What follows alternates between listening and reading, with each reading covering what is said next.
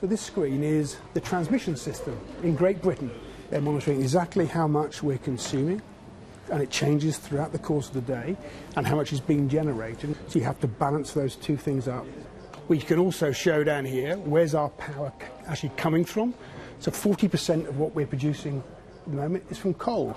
How do you predict how much we're going to use? You always go back to the day last year, interestingly, and then you look at impacts like the weather, you know, what's happening in the economy, so have we got more industry on? And then people, believe it or not, analyse, so what's on TV? Because we know we make loads of cups of teas after big programmes that millions of people are watching. So like BBC weekend, Breakfast, for example. I was just in a BBC programme, so I don't pick up someone else, but, you know, but they'll be watching and then saying when that programme ends, people will go and put the kettle on. How do you make money in your business? Well, we're a transportation business in reality. You know, we connect people to their energy. We make our money because we charge the people that ship power and gas a fee for shipping their gas. And that essentially is something that people paying energy bills pay for. You pay it, I pay it, you know, we all pay it as part of our energy bills. So that's £19.90 of our bill. But it's paid to the supply companies, people who supply our electricity, and they then pay us for shipping that power. Do you think that energy bills are high? Well, energy bills are quite clearly higher this year than they were last year and were in previous years.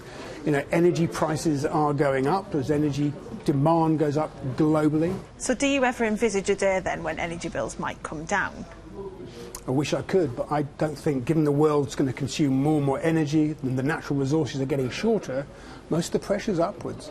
So conserving energy, you know, finding ways of using less, just has to be part of the modern world. Do you think the energy industry deserves the criticism it gets?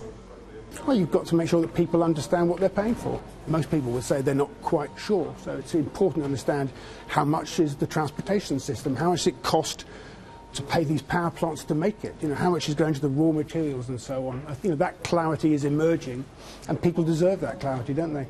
So you agree then that bills are too complex? I certainly agree with that.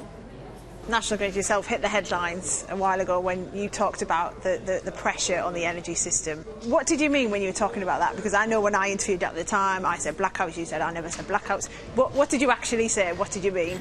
Part of our role here is to talk to government, to the industry, about what we're seeing in terms of the balance between how much is going to be produced and how much we're all consuming.